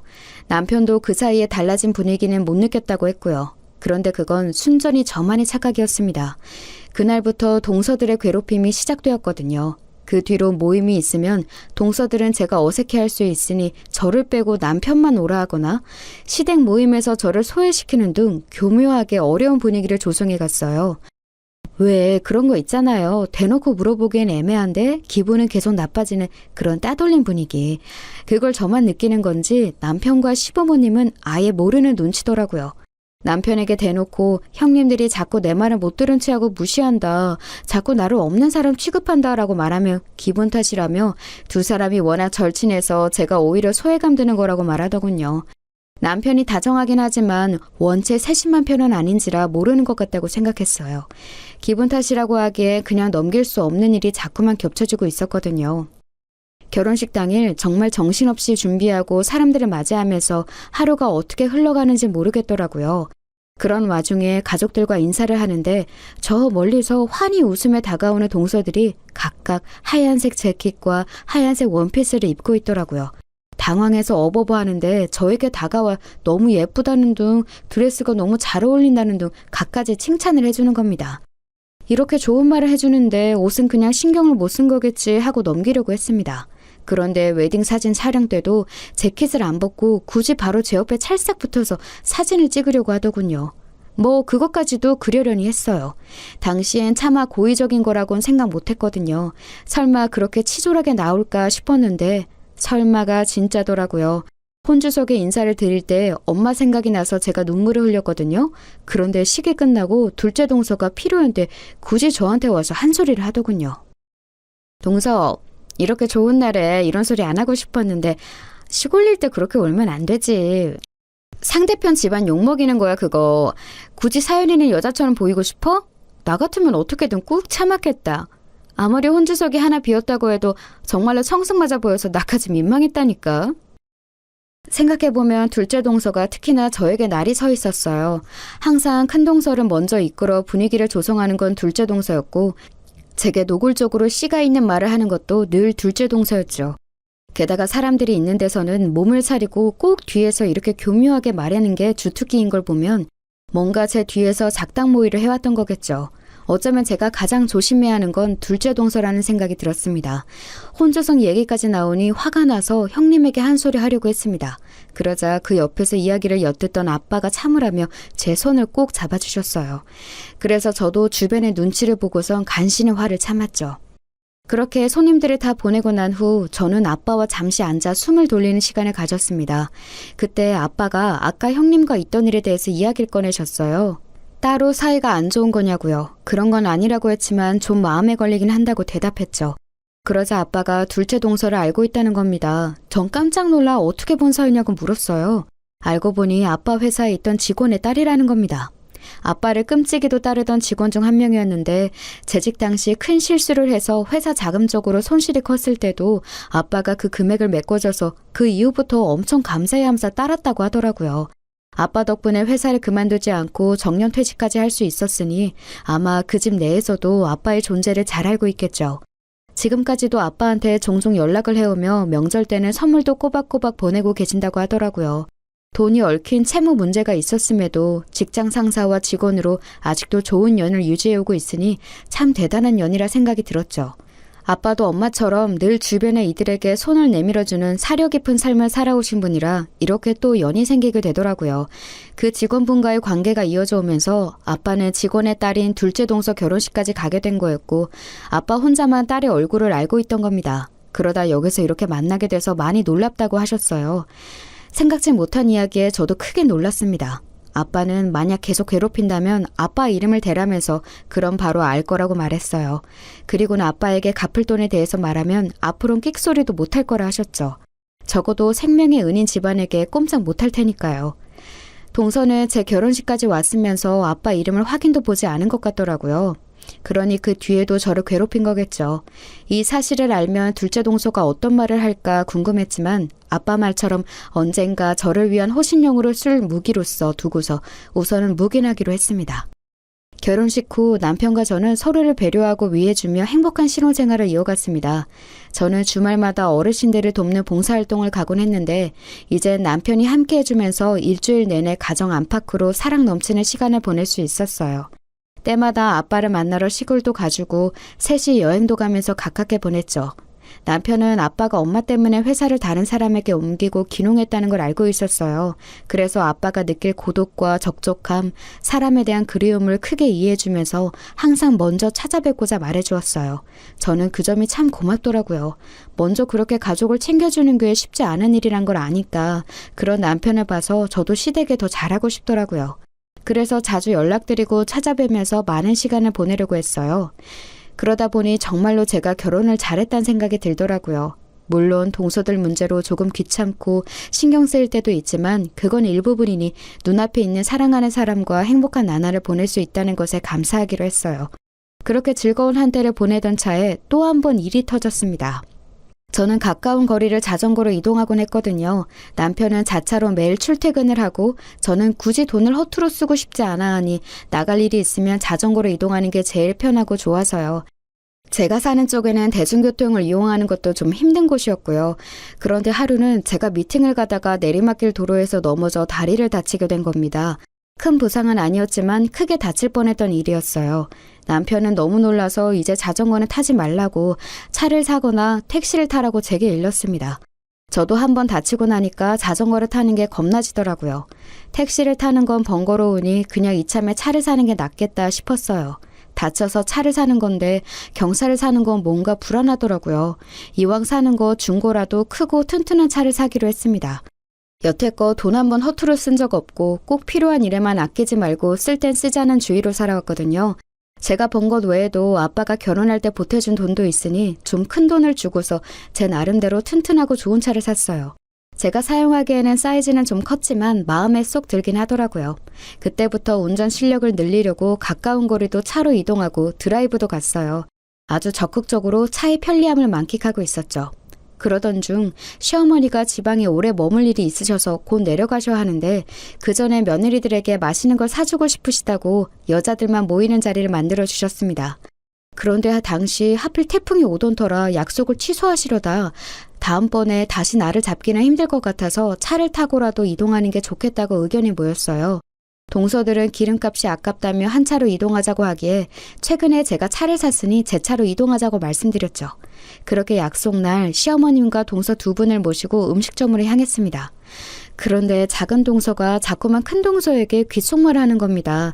뒷좌석에 앉아서 둘이 수군대는데 왜 이리 신경 쓰이던지 어머님은 제게 운전을 잘한다며 큰 차를 산 게 잘했다고 해주셨어요. 그러자 둘째 동서가 큰 동서를 보며 웃더라고요. 참다 못한 제가 먼저 물어보았어요. 무슨 일 있냐고. 그러자 둘째 동서가 큰 동서에게 눈치를 주더라고요. 그러자 큰 동서가 곤란한 척하며 말하길 아이 동서가 글 쓰는 일 한다고 들었는데 그거로 많이 벌어봤자 얼마나 벌겠어요. 아이 그런데 이렇게 턱하고 큰 차를 샀으니 뭐 우리는 로또라도 당첨됐나 싶은 거죠. 서방님도 부서로 옮겨서 요즘 벌이가 그렇게 넉넉한 편이 아니라던데 동서가 너무 욕심내서 무리한 게 아닌가 싶네요. 여태 모아둔 걸로 했거나 친정에서 도와주셨나 보지. 친정에서 도와주실 수가 있나요? 그럴 수가 있나 싶은데? 또 그 비오는 그 말투, 이번에도 분명 둘째 동서가 시작한 일일 겁니다. 거북해서 뭐라 답하지 않고 있는데 시어머님이 대신 나서주셨어요. 이해를 하든 못하든 남이 관여할 일은 아니라고 보는데 남의 집 벌이랑 살림살에 끼어드는 거 아니다. 너희가 매일 모여서 그런 이야기만 하는 거 아닌데 상황과 때는 지켜서 말해야 하는 거다. 시어머님이 나서서 제 편을 들어주시자 동서들은 입을 꾹 다물었습니다. 앞에서 운전하는데도 뒤에서 저를 째려보는 시선이 느껴지더군요. 오히려 저에 대한 미움이 더 커진 것 같았지만 기분은 좋았으니 상관없었어요. 그렇게 식사 자리에서 밥을 먹고 넓은 카페로 자리를 옮겼습니다. 어머님은 먼저 올라가 계셨고 제가 커피를 주문한 후 가져가라고 기다리고 있었어요. 그때 작은 동서가 저에게 다가오더니 또다시 시비를 거는 겁니다. 어머님이 편을 들어주니 얼굴이 폈다는 등 시집살이 안 해서 좋겠다는 등 이제 나이 대놓고 꼽을 주더라고요. 그래서 저도 지지 않고 물었습니다. 제 뭐가 마음에 안 들어서 자꾸 이렇게 괴롭히시는 거냐고요. 그 대답이 정말 가관이더군요. 우리도 처음엔 잘해주려고 했어. 알지? 관계를 망친 건 너라고. 어디 코딱지만한 시골 바닥에서 온 주제에 자꾸 손윗 사람을 깔보고 우습게 봤잖아. 첫째 언니는 단순한 거 순둥이라서 너 같은 여우의 속셈을 몰라. 내가 말해주면 아 정말 그런가 하고 그제야 반응할 뿐이지. 그게 답답해서 앞으로 내가 대신 좀 교육해주려고 해.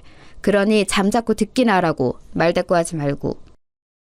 드라마에서나 보던 양아치 모습 그대로였어요. 황당해서 가만히 쳐다보는데 휙 하고 웃으며 화장실에서 나오던 큰 동서를 데리고 어머님께로 향하더라고요. 세상 살면서 참 별의별 일이 다 있구나 싶었습니다. 그래도 참자 부족한 사람에게 손 한 번 더 내밀어준다고 생각하자는 마음으로 화를 다스렸어요. 그리고 커피를 가지고 테이블을 향했죠. 동서들은 아무 일도 없었다는 듯 하하호호 웃으며 어머님과 수다를 떨고 있더라고요. 저는 적당히 반응만 해주던 중 둘째 동서가 저희 아빠에 대한 이야기를 하기 시작했습니다. 저희 아빠가 정말로 은인처럼 모시는 분이 있거든요. 아빠가 다니던 회사 대표님이셨는데 제 가족이 어려울 때 손 내밀어 주신 분이에요.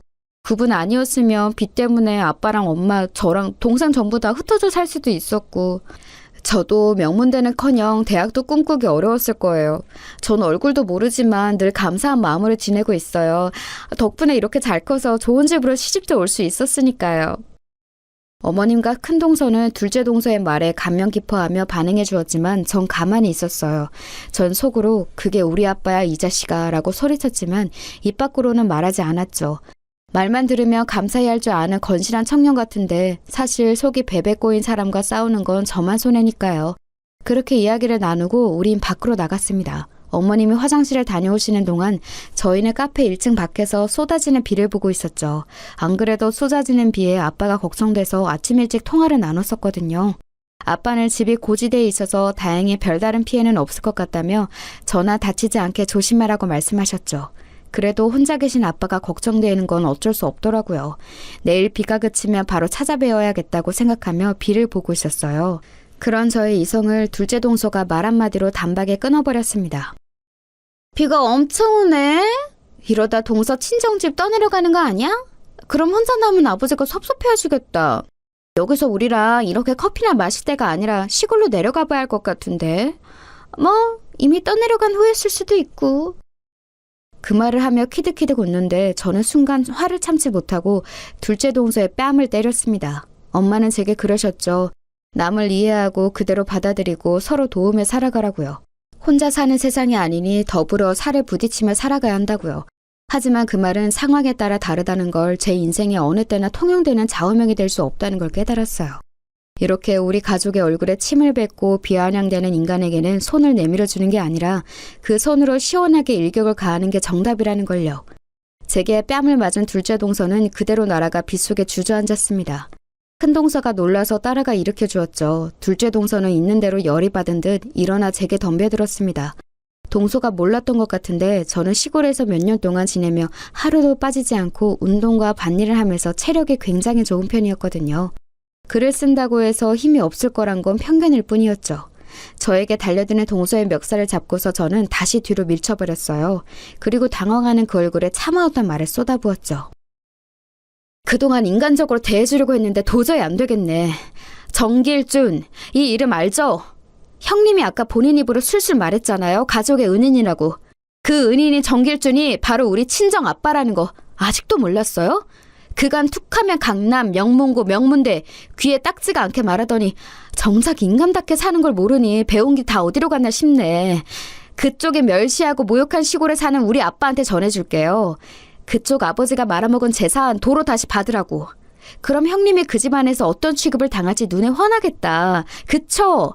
뺨 맞은 거 고소해요. 나도 똑같이 사기죄로 그쪽 아버지 고소할 테니까.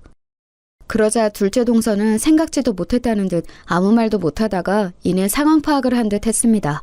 그때부터 제 다리를 잡고 늘어지기 시작했죠. 동서. 미안해. 내가 잘못했어. 실수한 거야. 방금은 난 전혀 몰랐다고. 알았으면 이렇게 안 했지. 내가 실수했네. 크게 실수했어. 한 번만 봐줘. 우리 아빠 지금 그 소식 들으면 뒷목 잡고 쓰러지셔. 사실 난 그냥 형님이 시킨 대로 한 거야. 막내 동서 교육 잘 들여야 한다는 말 듣고 한 거라고. 어머, 얘 좀 봐. 지금 무슨 소리 하는 거야. 내가 언제 시켰어.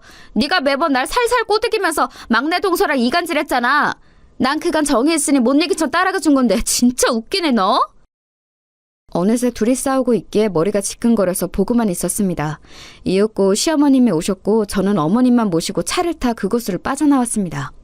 동서들이 싸우고 있다가 제가 차문을 잠그니까 그 빗속에 따라와서는 문을 열라고 고래고래 소리를 지르더군요.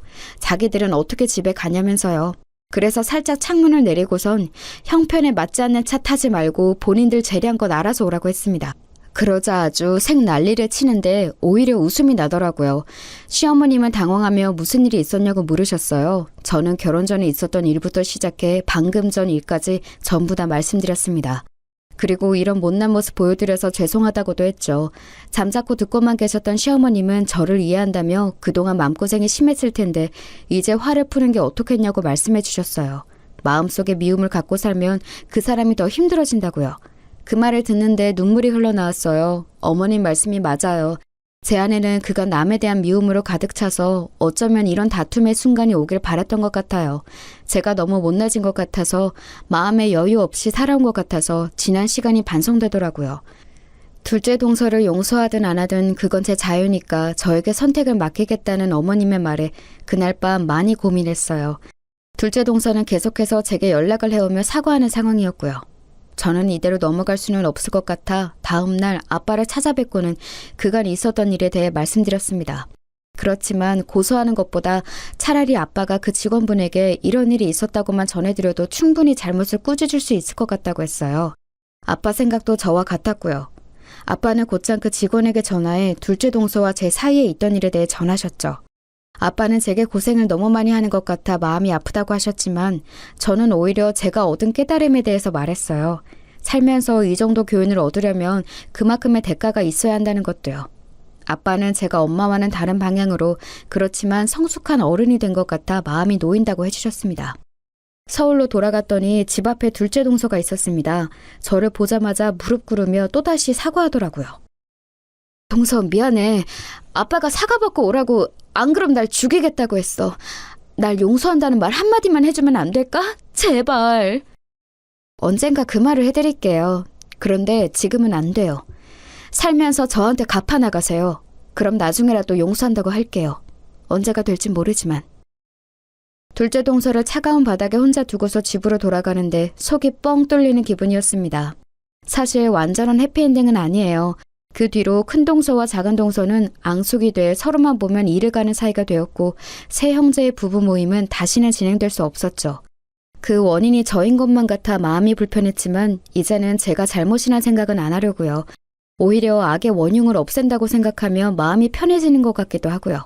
어찌됐든 저는 앞으로 조금 더 성숙한 어른이 될 수 있도록 많이 공부하고 배우려고요.